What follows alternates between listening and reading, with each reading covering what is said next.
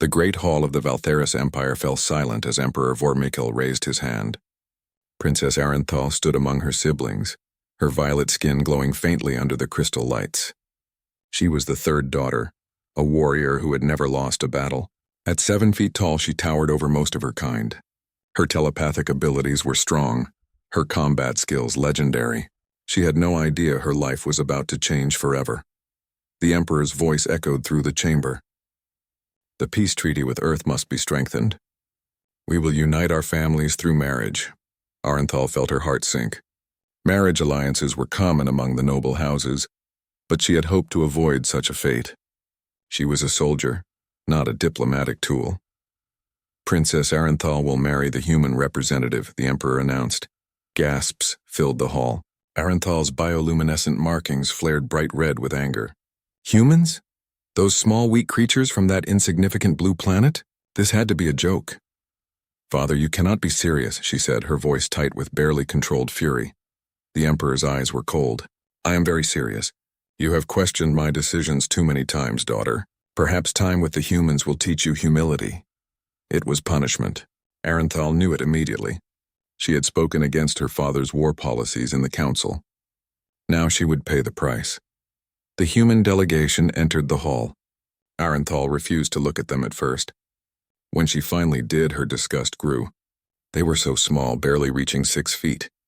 Their skin was a pale brown, so fragile-looking.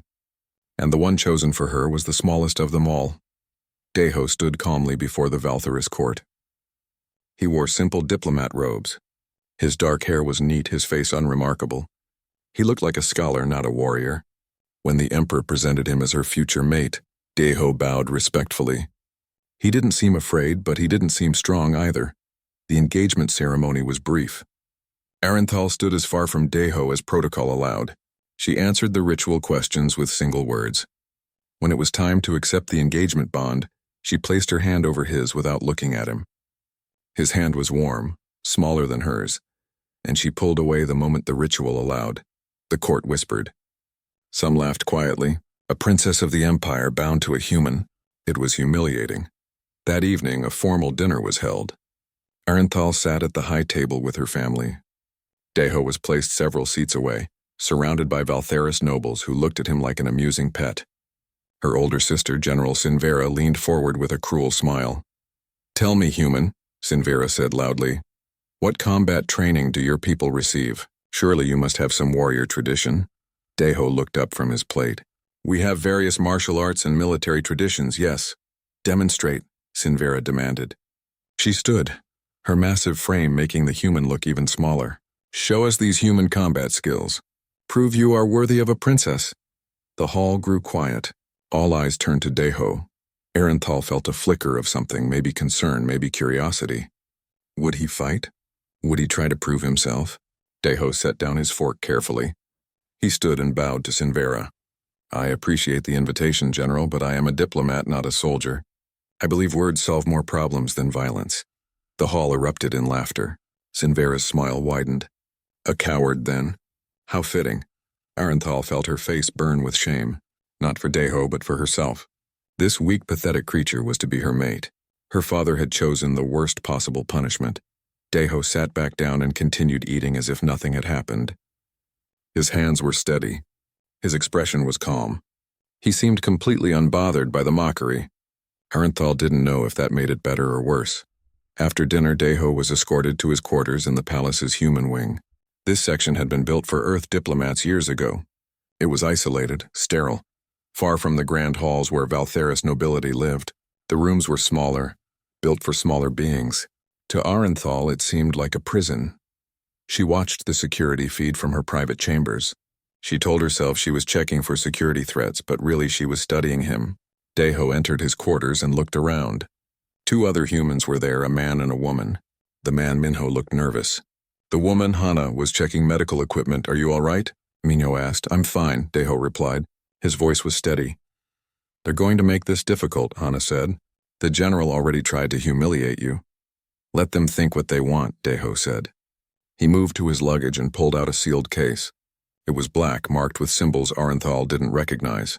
Earth military codes, though she didn't know that. You're not going to... Minho started. No, Deho interrupted. That stays locked. This mission requires patience, not force. Mission? Arenthal frowned. What mission? He was here for a marriage alliance, nothing more. Deho carefully placed the case in a locked cabinet. Then he sat down at a desk and pulled out a book. An actual paper book, ancient even by Earth standards. He began to read, completely relaxed. Arenthal turned off the feed. She paced her room, her mind racing. 3 months until the wedding. 3 months of being bound to this weak human. 3 months of shame. She went to her training room and destroyed 6 combat drones, imagining each one was her father's face. When she finally stopped, exhausted and still angry, she made herself a promise. She would endure this marriage. She would fulfill her duty to the Empire. But she would never respect Deho. She would never see him as an equal. How could she? He was human. Weak, small, afraid of combat. He read books while she trained. He spoke of peace while she understood war. They were nothing alike. In his quarters, Deho continued reading. The book was an ancient Valtheris text, written in a dialect most modern Valtheris couldn't read anymore. He understood every word. He had studied their culture for 7 years, preparing for this exact moment. He knew Arenthal despised him. He knew the court thought him weak. That was exactly what he needed them to think. His real mission, the one Earth Command had sent him for, required him to be underestimated. Required him to be dismissed. The sealed case in the cabinet hummed quietly, its contents waiting. But not yet. Not until absolutely necessary. Deho turned the page and continued reading, a small smile on his face. Patience, he reminded himself. All great victories began with patience. The weeks passed slowly. Arenthal avoided Deho as much as possible, but the wedding preparations forced them together. There were ceremonies to practice, contracts to review, cultural protocols to learn. Each meeting was torture for her. She answered his questions with short, cold responses. She never asked him anything personal. She made it clear she had no interest in knowing him. Deho never complained. He remained polite, patient, and frustratingly calm. He attended every required meeting on time. He learned Valtheris customs quickly, almost too quickly. When the ceremonial master taught him the wedding rituals, Deho performed them perfectly on the first try. The master seemed surprised but said nothing. One afternoon, Arenthal was reviewing ancient texts in the palace library. She was researching military strategies from the old wars, trying to understand how her ancestors had conquered 47 star systems. She heard footsteps and looked up to see Deho entering the library. Her jaw tightened. "What do you want?"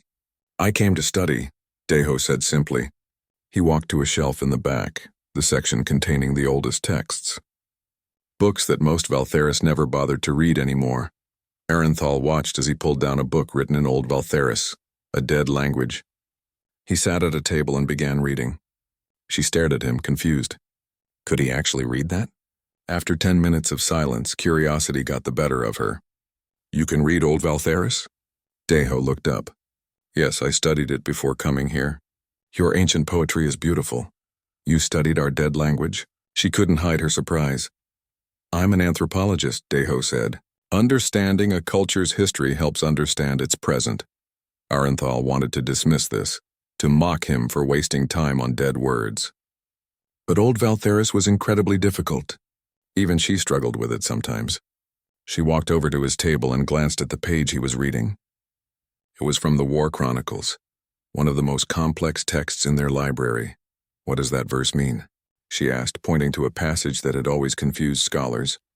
Deho read it aloud in perfect Old Valtheris, his pronunciation better than most historians. Then he translated, "The strongest warrior is not the one who never falls, but the one who knows when to kneel.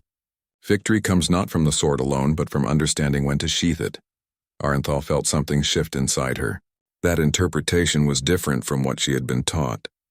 The military scholars always said it meant warriors should show mercy to defeated enemies. But Deho's translation suggested something deeper. Wisdom over blind strength. "Where did you learn that interpretation?" she asked.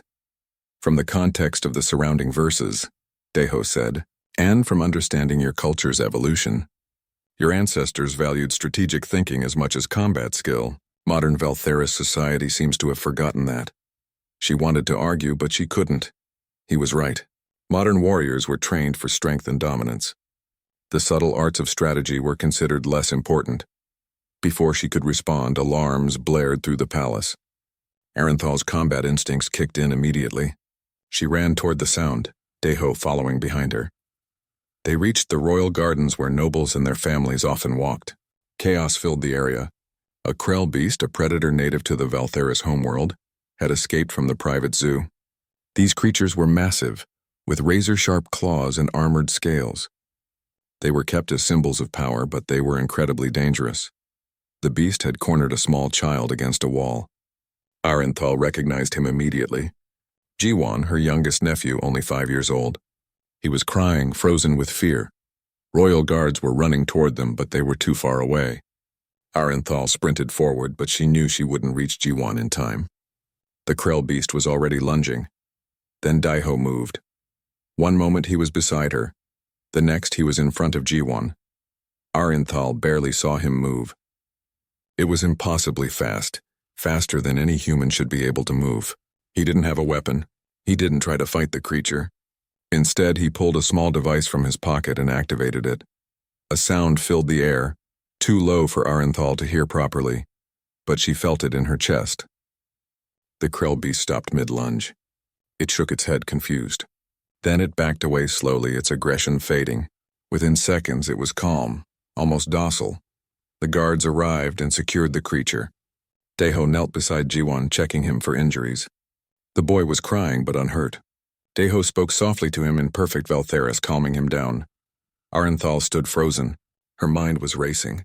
How had he moved so fast? What was that device? How did he know the exact frequency to pacify a Krell beast? Jiwan's mother arrived, panicked. She grabbed her son and held him tight, thanking Deho repeatedly. Daiho just smiled and said he was glad Jiwan was safe. Later that evening, Arenthal confronted him in private. They were in one of the ceremonial preparation rooms, supposedly reviewing wedding protocols. But Arenthal had other questions. How did you move that fast? She demanded. Adrenaline, Deho said calmly. Humans can move quickly in emergencies. Not that quickly.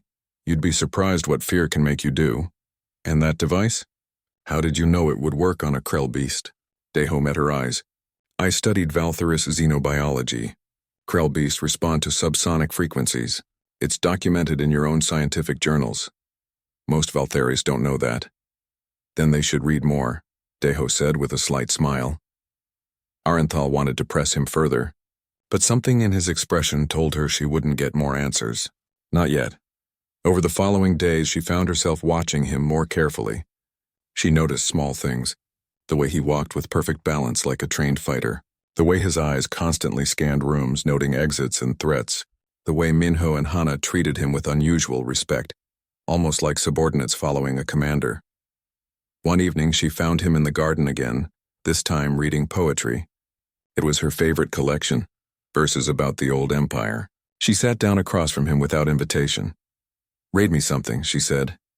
Deho looked up, surprised, but he didn't refuse. He read a poem about a warrior princess who gave up her sword to save her people through diplomacy. His voice was calm and clear, and he understood every subtle meaning in the ancient words. When he finished, Arenthal spoke. That's my favorite poem. I know, Deho said. You mentioned it in an interview 3 years ago. I read it to understand you better. She stared at him. He had researched her. He had prepared for this marriage, tried to understand her.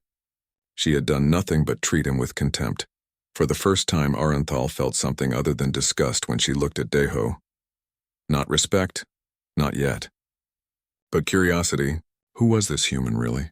The next day, Lord Kixishel, a powerful nobleman who opposed the human alliance, approached Arenthal in the throne room.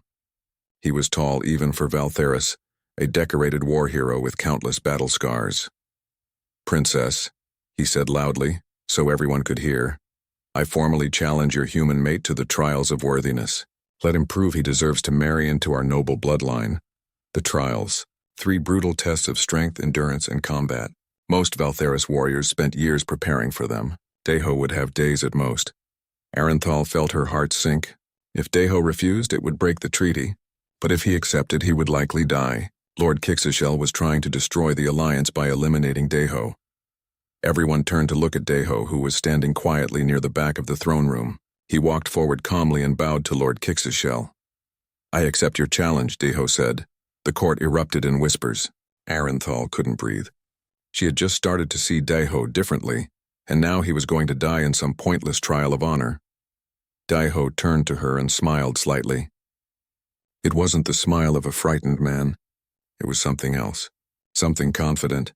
Don't worry, he said quietly for only her to hear. I'll be fine. But Arenthal couldn't help but worry. Because despite everything, despite her anger and contempt, she realized she didn't want to see him hurt. The arena was packed with thousands of Valtheris nobles and citizens. Everyone wanted to see the human fail. The trials of worthiness were legendary. Many Valtheris warriors died attempting them. No outsider had ever tried before, and certainly no human. Arenthal sat in the royal box with her family. Her father looked pleased with the situation. Her sister Sinvera was smiling cruelly. They all expected Deho to embarrass himself, to prove that humans were weak and unworthy of alliance with the Empire. Arenthal felt sick. She had spent weeks hating Deho, but she didn't want to watch him die. Deho entered the arena wearing simple training clothes. He looked small compared to the massive stone walls and the towering obstacles of the first trial. He didn't look afraid, but he didn't look particularly confident either. He just looked calm. Lord Kixishel stood in the announcer's box, his voice booming across the arena. The first trial. The Gravity Crucible. A massive maze materialized through holographic walls and real barriers. Inside, gravity generators would create crushing force 5 times Earth's normal gravity. Valtheris had evolved under higher gravity than humans. Their bodies were built for it. A human shouldn't be able to even stand under such pressure, let alone navigate a complex maze. The crowd roared as the trial began. Deho entered the maze and immediately the gravity hit him. Arenthal saw him stumble slightly. The crowd laughed, but then he straightened. He took a step forward, then another. His movements were slow but steady. Arenthal leaned forward. Something was wrong. Not wrong with Deho, but wrong with her expectations. He shouldn't be walking at all. 5 times Earth gravity should crush him, but he was moving. More than that, he was moving efficiently. Most warriors wasted energy fighting the gravity, trying to maintain their normal speed. Deho adapted. He kept his center of gravity low. He used the walls for support. He took the shortest possible routes. She noticed his breathing. It was controlled, rhythmic. Military breathing techniques. She had seen them before in veteran soldiers who had survived impossible battles. 10 minutes into the trial, Deho was ahead of where most warriors would be. 20 minutes in, he reached checkpoints that usually took an hour. The crowd grew quieter, confused. 35 minutes after entering, Deho emerged from the maze. The fastest time in 50 years was 42 minutes. He had just broken the record by 7 minutes. The crowd sat in stunned silence. Lord Kixishel's face was twisted with anger. Arenthal stared at Deho. He was breathing hard but steady. Sweat covered his face. But he was standing straight, and when he looked up at the royal box, he met her eyes. He nodded slightly as if to say, "I told you I'd be fine." The Emperor stood. Impressive. The second trial begins tomorrow, the endurance hunt. That night, Arenthal went to Deho's quarters. The guards tried to stop her, but she was a princess. They let her pass. She found Deho in his small training room. He was doing exercises, stretching muscles that must have been screaming in pain. Hana was monitoring his vital signs. "You should be resting," Arenthal said. Deho looked up. "I will after I cool down properly." "How did you do that?" "The gravity crucible breaks most warriors." "Training," Deho said simply. "Earth has higher gravity than most people think. And I've been preparing for this. For how long?" Deho paused. "Long enough." Hana excused herself, leaving them alone. Arenthal stepped closer. "You're not just a diplomat," she said. "I never said I was only a diplomat," Deho replied. "You assumed." She wanted to be angry at his words, but he was right. She had assumed. She had judged him without ever asking who he really was. "The endurance hunt tomorrow," she said. "Catharic beasts are killers. They hunt in packs. They've killed trained warriors. I know. I've studied them." "Studying and surviving are different things." Deho smiled slightly. "I'm aware. But Princess, I'm harder to kill than I look." The next morning, 12 warriors entered the controlled wilderness for the endurance hunt. They had to survive 48 hours while Catharic beasts hunted them. They were given no weapons, no supplies, just their skills and instincts. Daeho disappeared into the forest within minutes. The viewing screens tracked all the warriors, but Daeho's tracker showed him moving deeper into the territory than was smart. Most warriors stayed near the edges, trying to avoid the beasts entirely. Arenthal watched anxiously. What was he doing? 20 hours into the trial, the first warrior was eliminated. The Catharic beasts had cornered him, and he activated his emergency beacon. 30 hours in, 3 more were eliminated. The beasts were efficient hunters. Daeho's tracker barely moved. He had found a position and stayed there. But the screen showed 3 Catharic beasts circling his location. Why wasn't he running? 40 hours in, 6 warriors remained. Arenthal hadn't slept. She couldn't stop watching Daeho's tracker. The beasts near his location suddenly moved away, all 3 of them at the same time abandoning their hunt. It made no sense. Catharic beasts never gave up once they found prey. 48 hours arrived. The trial ended. The remaining warriors were retrieved. Daeho was found sitting calmly near a small stream, sketching in a notebook. When they brought him back to the arena, the judges examined his notebook. Arenthal saw their faces go pale with shock. They showed the sketches to the royal xenobiologists. "This is impossible," one scientist said. "These are detailed anatomical drawings of Catharic beasts.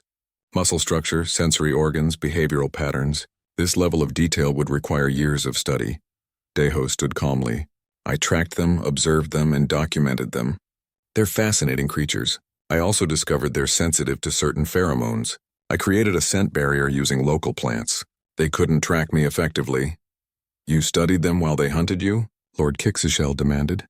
"What else would I do for 48 hours? Daeho asked innocently. The crowd didn't know whether to be impressed or confused. Arenthal felt something stirring in her chest. Respect. Actual respect for this strange human. The third trial was announced. Single combat. Lord Kixishel himself would fight Daeho. The nobleman was a decorated war hero trained since childhood. He had killed dozens of warriors in honorable combat. Arenthal tried to reach Daeho before the trial, but he was already in the preparation chamber. She could only watch as he entered the combat ring. This time, the crowd was not laughing. They had seen Daeho survive 2 impossible trials. Some still thought he would lose the combat. Others were no longer sure. Lord Kixishel entered wearing combat armor. He carried a plasma blade, the traditional weapon of Valtheris warriors. Daeho wore no armor. He was given a training blade, weighted but non-lethal. The rules stated that whoever drew first blood or knocked their opponent unconscious would win. The combat began. Lord Kixishel attacked immediately, his blade moving with deadly speed. Daeho dodged. The nobleman attacked again. Daeho blocked. Again and again Lord Kixishel struck, and each time Daeho either evaded or deflected. The human wasn't attacking. He was only defending. The crowd grew restless. 2 minutes passed. Daeho hadn't thrown a single offensive move. He was studying Lord Kixishel, learning his patterns, his timing, his weaknesses. Then Daeho moved. 3 strikes. So fast Arenthal almost missed them. The first hit a pressure point on Lord Kixishel's wrist, making him drop his blade. The second struck a nerve cluster in his shoulder, paralyzing his arm. The third hit a specific point on his neck. Lord Kixishel collapsed unconscious before he hit the ground. The arena went completely silent. Even the wind seemed to stop. Daeho stood over the fallen nobleman. He knelt and checked Lord Kixishel's vital signs professionally. "He'll wake up in a few minutes." No permanent damage. The medical team rushed in. The judges were frozen in shock. The Emperor stood, his expression unreadable. Arenthal stared at Daeho. Those pressure points were Valtheris-specific. Humans shouldn't know they existed. That knowledge was classified military information. Who was Daeho really? The Emperor's voice rang out. "The human has passed all 3 trials. The marriage will proceed." The crowd erupted. Some cheered. Some protested. But none could deny what they had witnessed. That night, Arenthal forced her way into Daeho's quarters again. He was alone this time, looking out the window at the twin moons. "Who are you?" she demanded. "And don't tell me you're just a diplomat." Daeho turned to face her. His expression was serious now, no more polite smiles. "I'm someone who was sent here to protect you," he said quietly. "And someone who hopes you'll give me a chance." "Protect me? From what?" Before Daeho could answer, alarms blared throughout the palace. Not training alarms. Real ones. They were under attack. The alarm stopped as quickly as they started. False alarm, the guards reported. A malfunction in the detection systems. But Arenthal saw the concern in Deho's eyes. He didn't believe it was a malfunction. The wedding was in 2 weeks. Arenthal should have been focused on preparations, but she couldn't stop thinking about Deho's words. Protect her from what? And why would Earth send someone to protect a Valtheris princess? She started investigating, quietly using her royal access to military databases. She looked into Earth's diplomatic corps, searching for information about Deho. What she found made no sense. Deho's official records only went back 7 years. Before that, nothing. His anthropology degree came from a university that had closed 20 years ago. His previous assignments were all classified. She dug deeper. She found references to other humans working in the palace. Mignot was listed as a cultural attaché, but when she checked Earth military databases, using access codes she wasn't supposed to have, she found a different file. Mignot was a combat specialist, trained in advanced reconnaissance. Hana was listed as a medical officer, but her real file showed expertise in battlefield medicine and extraction operations. They weren't diplomats. They were soldiers. Arenthal felt her world tilting. If Minho and Hana were soldiers pretending to be diplomats, what did that make Deho? She confronted Minho 3 days before the wedding. She found him alone in the human quarters, and she didn't waste time. "I know you're not a cultural attaché," she said. Minho's face went carefully blank. "Princess, I don't know what you mean. Don't lie to me.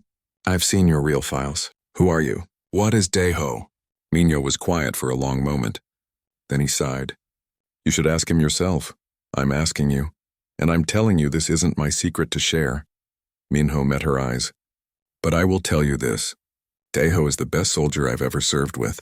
And everything he's done here has been to keep you and your empire safe." "Safe from what?" "From threats you don't even know exist."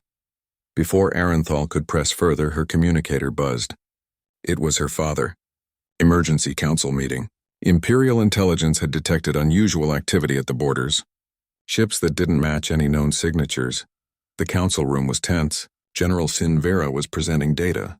The ships appeared and disappeared quickly. Too fast for normal tracking. "We believe they're scout vessels. From which empire?" the Emperor demanded. "Unknown. But the technology is advanced. Possibly Kresh Dominion." Arenthal felt cold. The Kresh Dominion was brutal, expansionist. They had been quiet for years, but everyone knew they were planning something. "How did they get so deep into our territory without detection?" Lord Kixishel asked. He had been released from medical care after the trial, still bitter about his loss. "That's what concerns us," Sinvera said. "Someone may have given them our defense codes." The room erupted in accusations. The Emperor called for order. Arenthal looked around and realized Deho wasn't there. He wasn't invited to military councils. But shouldn't he be? If there was a threat to the Empire, shouldn't Earth's representative know? She left the council early, claiming illness. She went straight to Deho's quarters. She found him in his locked room, the one she had seen him put the sealed case in weeks ago. The door was open now. Inside, she saw equipment that made her heart skip. Advanced armor, compact weapons, communications gear that was far beyond what Earth had publicly shared. Deho looked up as she entered. He didn't seem surprised to see her. "I was going to tell you," he said quietly. "Tell me what? That you're a spy? A soldier?" "Both." Deho stood. "My real name is Colonel Deho, Terran Special Operations Division. I'm part of a unit called the Silent Spears." Arenthal felt like the ground was disappearing beneath her feet. "You lied to me." "I never lied. I just didn't correct your assumptions. I am a diplomat. I am an anthropologist. But I'm also a soldier. Why? Why are you really here?" Deho took a breath. 3 months ago, Earth intelligence detected a plot against the Valtheris Empire. Someone inside your government was communicating with the Kresh Dominion, planning to give them access to your territory. We didn't know who or when. We just knew an attack was coming. "And Earth sent you to spy on us?" "Earth sent me to protect you," Deho corrected. "The Valtheris Empire is Earth's ally. If you fall, the entire galactic balance shifts. The Kresh would become unstoppable." "Why didn't you just tell us?" "Because we didn't know who the traitor was. It could have been anyone. Even someone in your royal family." Deho's expression softened. "I needed to be close to you, to have access to palace security, to investigate. The marriage alliance was the perfect cover." Arenthal wanted to be angry. She wanted to rage at the deception. But a part of her understood. And now? Now I know who the traitor is. And the attack is coming sooner than we thought. Who? Before Deho could answer, explosions rocked the palace. Real ones this time, not false alarms. The building shook. Emergency lights flashed red. Deho moved instantly. He grabbed his armor from the case, and Arenthal watched in shock as it assembled itself around him. Not bulky combat armor like Valtheris warriors wore. This was sleek, adaptive, covering his body in black nano-weave that seemed alive.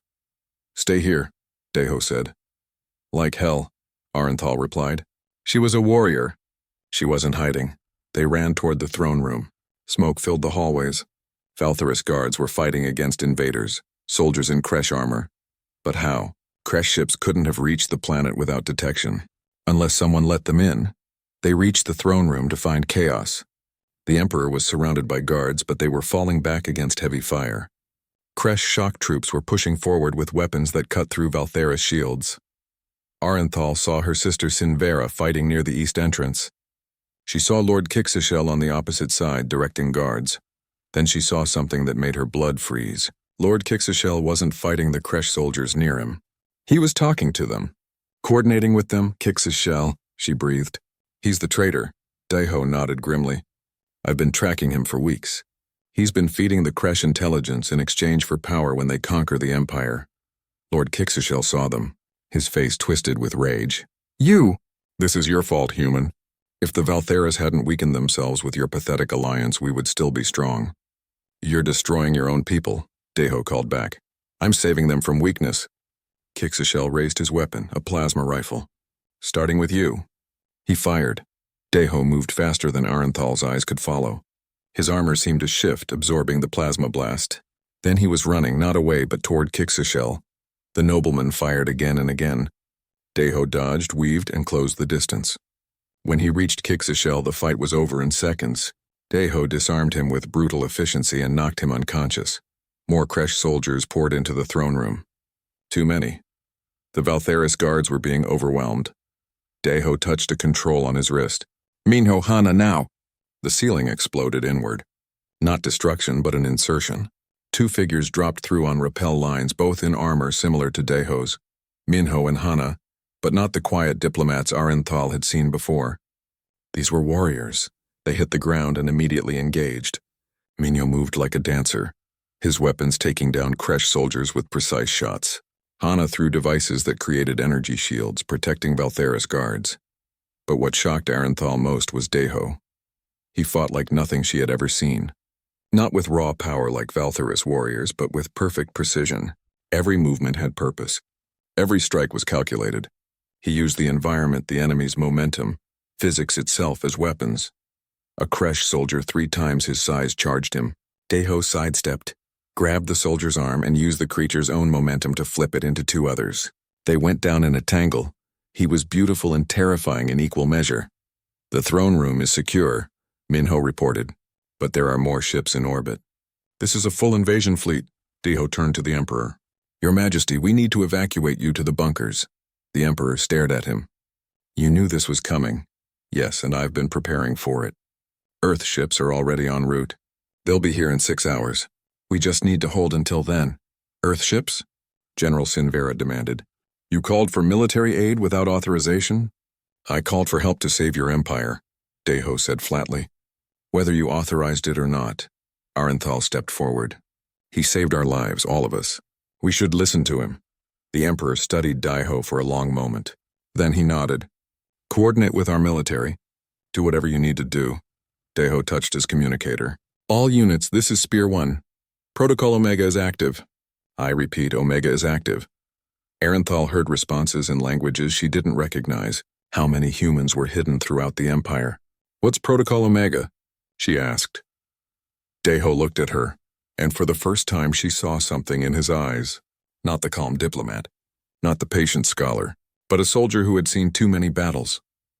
"It means Earth stops pretending to be weak," he said, "and we show the galaxy who we really are." The palace had become a war zone. Kresh soldiers controlled 3 of the 5 towers. Their ships maintained position in orbit, raining fire on defensive positions. The Valtheris military was fighting back, but they were being pushed to their limits. Arenthal stood in the command center with her father and the military leaders. Screens showed the battle across the capital city. Thousands were dying. Her people, her home, everything was burning. Deho stood at a separate console, coordinating with forces she didn't understand. Humans were appearing across the Empire, in places she hadn't known they existed.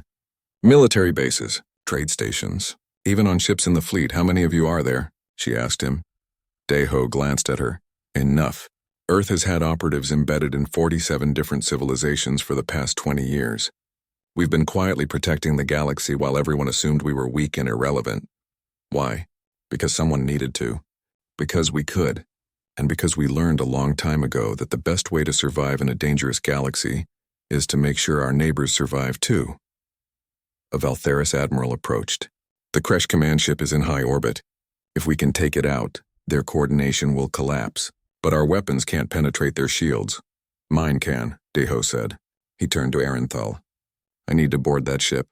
I need someone who knows Valtheris military protocols to come with me. I'll go, Arenthal said immediately. Princess, no, the Emperor began. Father, this is my empire too. I'm going. The Emperor looked like he wanted to argue, but he saw the determination in her eyes. He nodded slowly. Bring her back safely, human. I will, Deho promised. 20 minutes later, Arenthal was in armor she had never seen before. Human armor adapted for her larger frame. It was lighter than Valtheris combat armor, but somehow felt stronger. Deho explained it was reactive nanoweave that could harden on impact and distribute kinetic energy. They boarded a small Earth shuttle that had appeared seemingly from nowhere. The pilot was another human operative, a woman named Somin who flew with reckless precision. Hold on, Somin said cheerfully. This is going to be rough. Rough was an understatement. The shuttle shot through the atmosphere at speeds that should have torn it apart. Kresh fighters pursued them, firing plasma cannons. Somin dodged with impossible maneuvers, laughing the entire time. Arenthal looked at Deho. Are all humans insane? Only the good ones, he replied with a slight smile. They reached the Kresh command ship. It was massive, bristling with weapons. Somin flew straight at it, not slowing down. Collision course. Arenthal shouted, "Trust me," Somin said. At the last second, she activated something. The shuttle phased through the ship's shields like they weren't there. They materialized inside the hangar bay. Phase shift technology, Deho explained. We borrowed it from some ruins we found on a dead planet. Made a few improvements, they exited the shuttle into chaos. Kresh soldiers were everywhere. But Deho moved with purpose and Arenthal followed. She had trained her entire life for combat. She was good. One of the best warriors in the Empire. But watching Deho fight was like watching art. He didn't waste a single movement. He predicted enemy actions before they happened. His weapons, compact energy pistols, never missed. When Kresh soldiers in heavy armor charged, Deho didn't try to overpower them. He targeted weak points in their armor, joints and seals, dropping them with surgical precision. Arenthal fought beside him, and for the first time in her life, she felt like she was fighting with an equal. Someone who understood combat not as brute force but as strategy and skill. They reached the command bridge. The door was sealed, reinforced. Deho placed a small device on it. Molecular disassembler. Stand back, the door didn't explode. It simply stopped existing. Its molecules scattered into harmless particles. Inside, the Kresh commander stood with a dozen elite guards. He was massive, even by Kresh standards, covered in battle scars and ceremonial armor. The human and the princess, the commander growled in broken Valtheris. How fitting. I will kill you both and display your bodies as trophies. You can try, Deho said calmly. The fight was brutal. The Kresh commander was strong, experienced, and armed with weapons designed to kill. Arenthal took on half the guards while Deho faced the commander. She fought well, using everything she had learned. But she was aware of Deho's fight in her peripheral vision. He was being pushed back. The commander was too strong, too fast. Then Deho changed tactics. He stopped trying to match the commander's strength. Instead, he targeted the ship's systems. His weapons fired at consoles, at power conduits, at structural supports. The bridge began to fall apart around them. The commander roared in fury, but Deho was already moving. He grabbed Arenthal's hand. Jump! They leaped through a viewport just as the bridge exploded. They fell through space for 3 terrifying seconds before their armor deployed emergency thrusters, slowing their descent back toward the palace. Behind them, The Kresh command ship listed without its bridge systems. Its shields failed. Valthera's ships immediately targeted it, and the massive vessel broke apart under concentrated fire. They landed hard in the palace gardens. Arenthal's armor absorbed most of the impact, but she still felt it in her bones. Tejo was already up checking their surroundings. "The command ship is down," he said into his communicator. "All units press the advantage." Arenthal stood beside him, watching the sky. The Kresh fleet was in disarray. Without coordination, they were vulnerable. Valthera's forces, bolstered by arriving Earthships, were pushing them back. Earthships. Arenthal stared at them. They were smaller than Valthera's dreadnoughts, but they moved like living things, fast, precise, deadly. They used weapons she had never seen before, beams that could slice through Kresh armor like paper. "How long have you had this technology?" she asked. "Some of it we developed ourselves. Some we found in ancient ruins. Some we traded for with civilizations that wanted to stay hidden. We've been preparing for galactic threats for 40 years. Tejo looked at her. "We just never advertised it." The battle turned. Within 2 hours, the Kresh fleet was retreating. The invasion had failed. 3 days later, the palace was still being repaired, but the immediate danger was over. Lord Kixishel and his co-conspirators were in custody. The Kresh Dominion had sent ambassadors begging for peace, terrified of Earth's revealed military power. Arenthal found Daiho in the same garden where they had landed. He was out of armor now, back in simple clothes, looking at the stars. "My father is announcing a new alliance," she said, sitting beside him. "Full military partnership with Earth, equal status." "That's good," Daiho said. "The other empires are panicking. They're realizing humanity has been operating in the shadows for decades. They're afraid. They should be careful, not afraid. We don't want to conquer anyone. We just want to make sure everyone has a chance to live in peace." Arenthal was quiet for a moment. "You knew I was in danger from the beginning. That's why you accepted this marriage." "Partly, but also because I read your interviews, your poetry, your military analyses. I thought you were brilliant and brave. I wanted to meet you." She looked at him. "I treated you terribly. You treated me how you thought I deserved based on what you knew. I don't blame you for that. I was wrong about you. About humans. About everything," Daiho smiled. "People often are. We count on it, actually. Being underestimated is humanity's greatest advantage." "What happens now?" Arenthal asked. "Are you going back to Earth? Was this all just a mission for you?" Daiho turned to face her fully. "It started as a mission, but somewhere between dodging your contempt and fighting beside you, it became real. I meant the vows I spoke at our wedding. If you'll have me, I'd like to stay. Not as a spy or a soldier, as your husband." Arenthal felt her heart's beating faster. "I'd like that.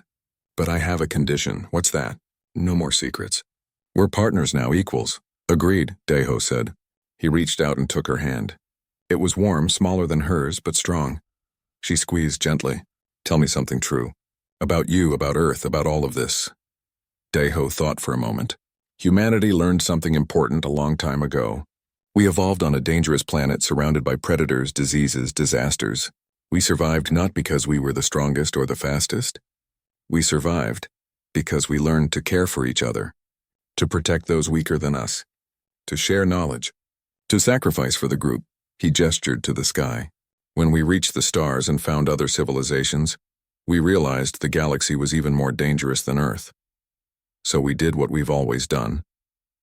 We protected our neighbors. We shared what we knew. We fought threats before they could hurt anyone. Not for glory or territory, but because that's who we are. And if those neighbors never know, never thank you, that's fine. The best protection is the kind you never notice. The threats that never arrive because someone stopped them in the shadows."